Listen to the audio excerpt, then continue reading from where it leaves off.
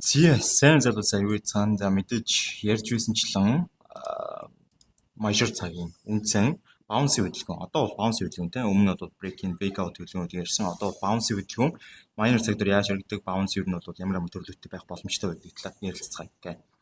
За тэгэхээр major цагийн bounce хөдөлгөөний хувьд бол хоёр төрөлтэй байж болно. За хамгийн эхний төрөл бол мэдээж major цагийн трендийн дагуу major цагийн трендийн дагуу гэдэг маань юу гэсэн үг вэ? Major цагийн трендээ дагсан bounce гэсэн үг.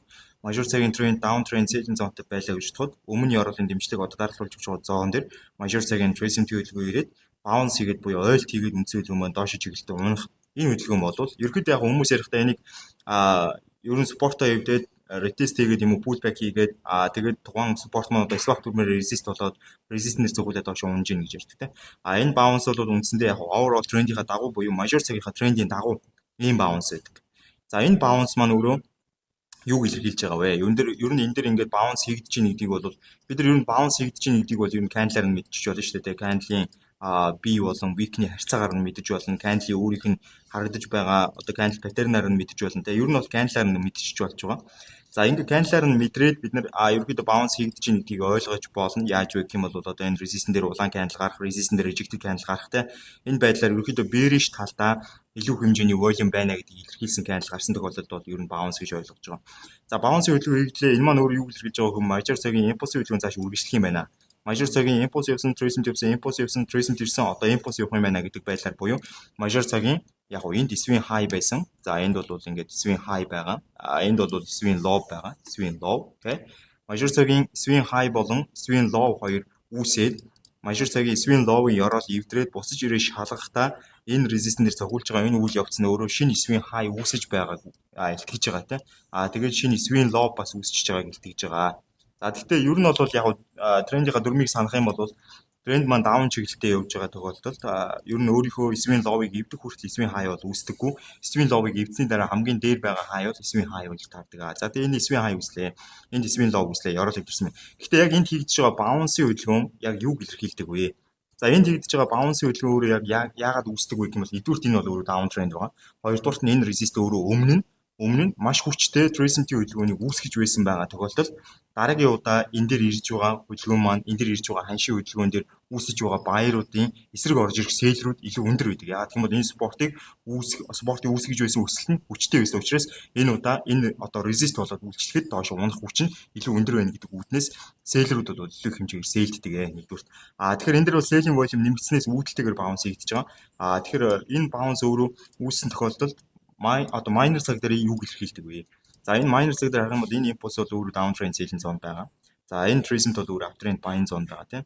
За тэгээ minor цаг дээр үндсэн хөдөлгөөн маань яг энэ resistance дээр тулж орж ирээд ойх үед бол юг илэрхийлж идэг, юг харуулж идэг вэ гэх юм бол minor цаг бол ерөөдөө цаашаа uptrend trend buying zone тавьж чадахгүй байна. Down trend selling zone ирэх магадaltaй байна гэдгийг илэрхийлдэг. Энийг яаж илэрхийлдэг вэ гэх юм бол үндсэн хөдөлгөөн маань энд харагдаж байгаа энэ tracing хөдөлгөөнтэй. Энд бол хоёр төрлөөр хийж болно. Эхний одоо яг энэ bounce хийх өмнөх tracing хөдөлгөөнийг бол хитрхи гүйхэн хийх гэж ярьдаг. Хитрхи гүйхэн хийх буюу өмнө байгаа impulse хөдөлгөөнтэйгээ харьцуулахад за одоо ирж байгаа tracing хөдөлгөөн маань хитрхи гүйхэн буюу хитрхи богинохоо ирсэн тохиолдолд үндсэн хөдөлгөөн маань юу илэрхийлж идэг вэ? Ерөнхийдөө эндээс маш их хэмжээний buy-рууд байна. Sell-рууд бол ерөөсөй байхгүй байна гэдгийг илэрхийлж идэг. Тэгэхээр эндээс маш их хэмжээний buy volume байгаа, маш их хэмжээний buy-рууд buy арилжаа хийж байгаа, эндээс дээш өсөх магадaltaй гэж үзэгдэж байгаа. Энэ гүйхэн энэ tracing хөдөлгөөн дээрээс их хэмжээний buy-рууд орж ирж байгаа. Гэхдээ энэ resistance дээрээс хэрвээ их хэмжээний sell-рууд орж ирээд энийг ёроолыг эвдэх боломжтой үгүй бүрэн боломжтой. Тэгээд ерөөхдөө энэ дээрээс bounce одоо том цаг дээр хийгдсэн тохиолдолд энэ бол reverse хийх нь ойлгомжтой болдог. Ер нь бол ийм гүйхэн tracing хөдөлгөөн хитрхи бүр гүйхэн ийм tracing хөдөлгөөн маань өөр хоёр зүйлийг илэрхийлж байдаг. Эхнийхэн зүйл нь юу байдаг вэ гэх юм бол маш их хэмжээний buy, маш их хэмжээний selling volume-ыг up болон down trend дээр илэрхийлж байдаг. Нөгөө талаас бол энэ маань fake байх боломжтой. Түр хугацааны богинохон tracing хөдөлгөөн хийгээд дараачийн одоо яг reverse хөдөлгөөнийг хийхэд илүү хялбархан болгож өгч байна гэдэг утгыг бол илэрхийлж идэг. Тэгтээ ямар кондишн дээр нэгдсэн шалтгаалan тийм кондишн хөдөлгөөн дээр бол энэ бол ихэвчлэн яг их хэмжээний volume-ыг илэрхийлж идэг бол эсрэг чиглэлийн хөдөлгөөн дээр бол энэ бол эсрэг чиглэлийн хөдөлгөөн ийм resist-тэй тулж ирж байгаа хөдөлгөөн дээр энэ бол болохгүй тренд ирэх юм байна гэдэг таамагийг илэрхийлж идэг. За тэгээ энд бол яасан бэ? Удахгүй угаасаа тренд нэргсэн байна те. Тэгээд ер нь бол ийм resistance дээр тулж ирээд богинохон tracing төлөвийн гүтлээ том цаг дээр буюу major цаг дээр ойлт авч байгаа тохиолдолд жижиг цаг дээр байгаа энэ tracing төлөвлөгөө бол ерөнхийдөө л эргэлтийн хөдөлгөөнийг илэрхийлж идэг гэж ойлгож байна. Тийм учраас эндээс бол бид нар юу гэж ойлгож болох вэ гэхээр major цагийн bounce дээр трендийн дагуу bounce дээр major цагийн major трендийнхаа overall трендийнхаа дагуу bounce дээр бол жижиг цаг буюу minor цаг маань ирэх юм байна. Даун чиглэлд ирэх юм байна. Даун чиглэлд арилжах хэрэгтэй юм. Сэл арилж хийх хэрэгтэй юм шүү гэдэг ийм таамагийг гаргаж ирж байна. Хоёр дахь төрлийн bounce гэж байгаа. Хоёр дахь төрлийн bounce нь болохоор major цагийн трендийн эсрэг буюу counter чиглэлийн bounce гэж байгаа. За major цагийн трендийн эсрэг буюу counter чиглэлийн bounce гэдэг нь болохоор яг уу гэхээр за энэ жишээн дээр жишээ нь өмнө нь бол ингээд down trend-ийн хөдөлгөөн явж байгаад үүсгэсэн байгаа ёроолын дэмжлэг байгаа тийм. За тэгээд ийшээ ингээд down trend-ийн хөдөлгөөн маань бусаад uptrend trend buying zone руу шилжсэн ба штэ. За энийг ингээд урьдчилан харах юм бол ийм down trend-ийн хөдөлгөөнтэй явж байгаад impulse recent impulse гэж явж байгаад энд reverse хийгээд үнцүүлээ uptrend-тэй болоод uptrend-ийн хөдөлгөөн явж байгаад буцаагаад яасан. Энэ доошо reverse хийсэн. За энэ доошо reverse хийгээд үнцүүлээ down trend-ийн хөдөлгөөнтэй болсон. Тэр үед бол мэдээж өмнө байгаа одоо энд харагдаж байгаа энэ ёроолын дэмжлэг бол байсаар байгаа. За тэгээд энэ ёроолын дэмжлэг бол өөрөө бүр major цагийн ёроолын дэмжлэг. Тэгээд энэ ёроолын дэмжлэг дээр үүссэн байгаа энэ buying volume нь өөрөө major цагийн down trend-ийг эргүүлжсэн гэхээр энэ маш хүчтэй дэмжлэг болж таарж штэ. Маш хүчтэй дэмжлэг. Тэгээд ер нь бол дэмжлэг болон эсэргүүцэлгээд байгаа support болоо resist-ийг хүчтэй үгүй юу гэдгийг мэдхийн тулд түүний үүсгэсэн байгаа хөдөлгөөнүүдийг нь ажиглах хэрэгтэй. Тэр хөдөлгөөнүүд нь илүү өндөр хүчтэй, өсөлттэй, уналттай хөдөлгөөнүүд байгаа тохиолдолд тэр дараагийн удаа тэгж нөлөөлөх магадлал маш өндөртэй байдаг. За тэгээд үндсэн хөдөлгөөн маань эндээс down trend selling zone-тай болоод доош унж эхлэх үед бол доош унж явсаар гол үндсэн хөдөлгөөн нь яасан бэ? Энэ ёроол дээр ирсэн байна. Энэ ёроол дээр ирэх үед энэ ёроол дээр bounce хийсэн candle гарах. Энэ ёроол дээр ер нь bounce price action candle үүссэн тохиолдолд үндсэн хөдөлгөөн маань дээшээ чиглэлтэй за ер нь ойлтыг авч байгаа юм байх шүү гэдэг байдлыг мэдэж байна. Энэ дэр bounce хийж байгаа candle бол ерөөхдөө доороор ижигтэй bullish өнгөтэй ийм candle байж болно. Bullish volumeтэй candle гэсэн үг шүү дээ. За тэгээд team candle гарч иж байгаа тохиолдолд бид нар юу гэж үздэг вэ гэх юм бол minor цаг дээр явж байгаа down trend-ийн хөдөлгөөн ер нь бол удахгүй ап руу эргэх юм байна. Ап руу эргээд эндээс бол major цагийн хүчтэй tracing хөдөлгөөн ирэх юм байна гэж ойлгож болно гэсэн тийм. Хүчтэй tracing хөдөлгөөн ирэх юм байна. За эндээс бол одоо харж байгаачлан энэ minor цаг дээр хөдөлгөөн бол энэ харагдаж байгаа impulse хөдөлгөөний дагуу minor цагийн down trend хөдөлгөөн явж байгаад энэ харагдаж байгаа bounce дээр minor цагийн down trend хөдөлгөөний эсрэг орж иж байгаа tracing хөдөлгөөн орж иж байгаа. Энэ tracing хөдөлгөөн одоо бас л адилхан өмнөхдөг адилхан. Өмнө ирсэн байгаа tracing хөдөлгөөн итерхий гүйхэн байж болно. Итерхий гүйхэн байгаад үндсэн хөдөлгөөн маань юу илэрхийлж байгаа вэгээр цаашаа маш хэмжээний selling volume илэрхийлж болно. Гэхдээ major цагийн спорттой ойрхон байгаад бол энэ хөвчлэн маш хэмжээний selling volume гэхээс илүүтэйгээр илүү эрт, илүү хурдан reverse хийх боломжийг олгож байгаа гэсэн. Тэгээд reverse хийлээ бид нар юу гэж үзэх вэ? Мэдээж ойлгомжтой major цагийн спортон дээрээс reverse хийчлээ, major цагийн counter чиглэлийн хөдөлгөөн үүслээ, minor цаг дээр uptrend хөдөлгөөн үүслээ, minor цаг дээр бид нар яг buy арилжийг илүү төлхөө харах хэрэгтэй юм байна шүү гэдэг ийм тохиог өгч байна гэсэн. Тэгэхээр энэ дээр юу харагдаж байна гэхлээр ерөнхийдөө нөгөө өмнө ярьсан сэдв major цагийн трендийн эсрэг болвол бид нар арилждаг. Хүмүүс ярьдаг трендийг дандаа даг, трендийг бити эзэж эсэргүүцгээ те. Яг үүндээ бол та тренд гэдэг зүйлээ яаж ойлгож байгаас шалтгаалаад трендийг эсэргүүцэлж болно, дагаж болно. Major цаг дээр байгаа трендийг minor цаг дээр бол байгаа трендэд minor цаг дээр трендэд дагаж байгаа юм шиг боловч major цаг дээр трендийг эсэргүүцчихэл байгаа. Major цаг дээр трендэд дагаж байгаа юм шиг боловч minor цаг дээр трендийг бас эсэргүүцэх боломжууд байдаг. Тэгэхээр энэ байдлаараа бол ер нь трендийг эсэргүүцэж болно, дагаж аль алийг нь хийж болдог. Тэгэхгүй ерөөдөө яг хүмүүсийн нэг юм тууширсан ойлголт байдаг. Бүрэн ингээд трендийг дагах л ёстой. Бүх тренд нэг дор байх ёстой. Одоо жишээ нь major цагийн тренд даун байгаад minor цагийн тренд даун гэж л би арилжна гэдэг үгүй. Яагаад үгүй гэх юм бол маркет бол таамаглашгүй зүйлээр дүүрэн байдаг.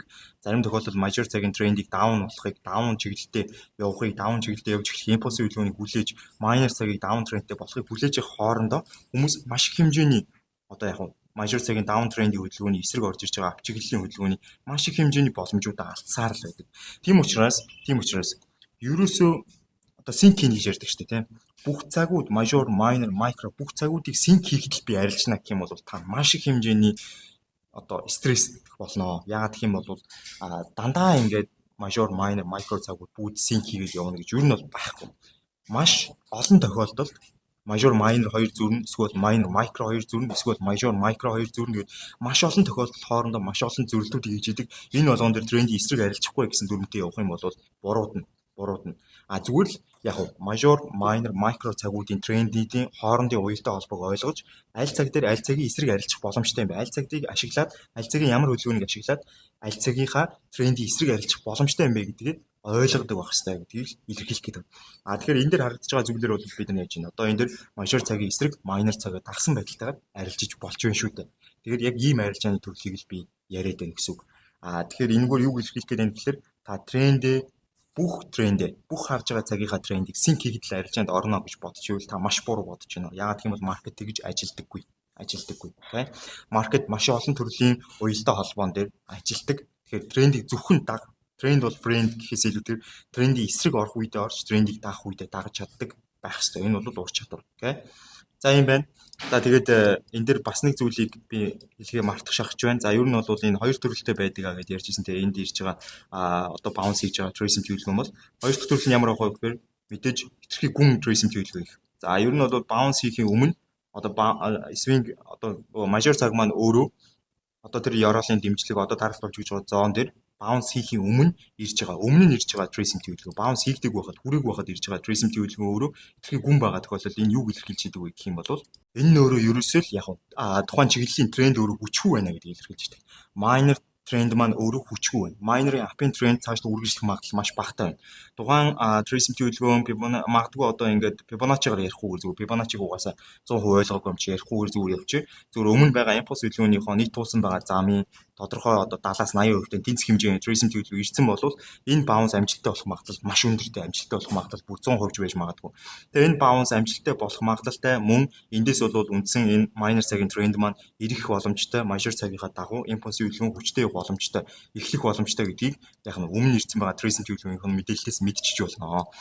Энэ дээр бас адилхан өмнө ирсэн байгаа tracing төлөвлөгөө маань хэтэрхий гүн ирсэн байх те. За ер нь бол одоо ингээд counter чиглэл одоо major цагийнхаа гэсэн үг шүү дээ. Major цагийнхаа counter чиглэлд явж байгаа тренд нь илүү хүчтэй байх буюу major цагийнхаа одоо трендийн overall трендэд дагсан хөдөлгөөн маань өөрөө даун чиглэлийн хөдөлгөөн маань өөрөө minor цаг дээр байгаа даун чиглэлийн хөдөлгөөн маань хэтэрхий гүн tracing төлөвлөгөө хийж байна гэдэг маань юу гэсэн үг гэхээр тухайн ойрхон байгаа спортон дээр ирэхэд орж ирэх buying volume илүү өндөртэй байх магадaltaй. Яг гэвэл тэн дээр орж ирээгүй байхад buying volume энэ өндөр байгаа юм чинь тэн дээр орж ирэхэд одоо тесрэх гээд байгаа buying volume тесрээд энэ minor trend-ийг эргүүлэх өндөр магадaltaй юм байна. Тэгээ minor trend маань өөрөө болоод аптай цаашаа үргэлжлэх боломжтой гэдгийг бид нар яг энд bounce хийгээгүй байхад энд ирээгүй байхад хань шинтэй тулаагүй байхад бид нар мэдэж болно гэсэн. Okay? Тэгэхээр энэ үед бол бид нар яг юунд бэлдэх ёстой вэ гэхээр major цагийн эсрэг minor цагийнхаа дагуу major цагийн counter trend-ийн арилжааг хийхэд бэлэн байж явах ёстой гэсэн. Okay? За ийм байна. Тэгэхээр энэ дээр дахиад хэлье. Та major, minor, micro гэсэн доороо иж 3 цагийг ашиглаж байгаа шүү дээ арилжаач. Тэгээ тэрнээс цаашаа бол дахиад илүү жижиг цагуудыг ашиглаад явж байгаа. Эднэрийн хоорондын уялдаа холбоо хамаарлыг маш сайн ойлгох хэрэгтэй. Тэгэхгүй зүгээр л дахиад хэлье те. Зүгээр л одоо яг тэр цаг болгон шин тренд ижлэх нь даавна. Эсвэл цаг болгон шин тренд ижлэх ах болохыг хүлээнэ гэх юм бол та маш олон боломжуудыг алдаж байгаа шүү. Тийм болохоор тэгж хүлээж болохгүй. Хамгийн гол нь тэгж хүлээж одоо тэгж өөрийгөө хуурж байхын оронд илүүтэйгээр цаг болгоны хоорондын үүрэг оройлыг нь сайн ойлгоод цаг болгоны хоорондын одоо яг major, minor, micro дорож 3 цагийнхаа хоорондын холбоо хамаарал уялдаатай хөдөлгөөнүүдийг нь ойлгож альных нь эсрэг, аль нь дээр нь орох боломж нь ямар байдлаар, ямар price action дээр үүсэх боломжтой юм бэ? Ямар K level дээр үүсэх боломжтой юм гэдгийг маш сайн ойлгох хэрэгтэй. Okay? За ийм байна. Тэгжиж илүү одоо чадварлаг арилжаач юм болно. Яг зарим тохиолдолд бол quality over quantity гэж ярьдаг. Гэхдээ зарим тохиолдолд бол эсрэгээр quantity over quality. Ягаад гэх юм бол perfectionist үзэл чинь өөрөө таныг маш олон боломжоос хойш нь татчих магадгүй гэдгийг санаарай. Тийм болохоор трендийн эсрэгч ор дагууч ор. Тэгэхдээ мэдээж трендийн эсрэг ороход маш өндөр риск менежменттэй маш өндөр шалгуурын дүн дээр та орох хэрэгтэй шүү. Okay. За ийм байна. Өнөөдөр хичээл нэг юм байлаа. Тэгээд ер нь бол ойртоо би ингээд цуврал хичээл үргэлжлүүлээд явах санаатай байгаа. Яг ингээд нөгөө нэг камер зоочж жоод ажиглаас харуулж маруулаад ингээд илүү фанси юу гэж бодож ирсэн. Гэхдээ тэгхгүйгээр илүү яг одоо юу гэдгийг концептын дээр анхаарал илүү яг ярьж байгаа юм дээр анхаарахын тулд бол ингээд урагшаа хараад ярих нь хамаагүй илүү юм лээ. Тэгэхгүй яг ингээд камер лугааныг хараад ингээд бас аюу хэцүү байсан. Жохон өндөрлөлтэй юм байна. Okay. За тийм байх залуусаа тэгээ юу гэсэн энэ хичээл маань та бүхэн таалагдсан бол лайк дараарай, subscribe хийгээрэй. Тэгээд мэдээж одоо pre-room маань нэг дээрээ pre-room маань нэгснээр та яг энэ харагдаад байгаа энэ одоо заагаад байгаа зүйлсийг нь ашигласан тэр энгийн бөгөөд ойлгомжтой анализуудыг хүлээж авч хамт арилжах бүрэн боломжтой. Мөн trade room-д нэгдснээр бас адилхан хамт арилжаад явах боломжтой гэдгийг сануулъя.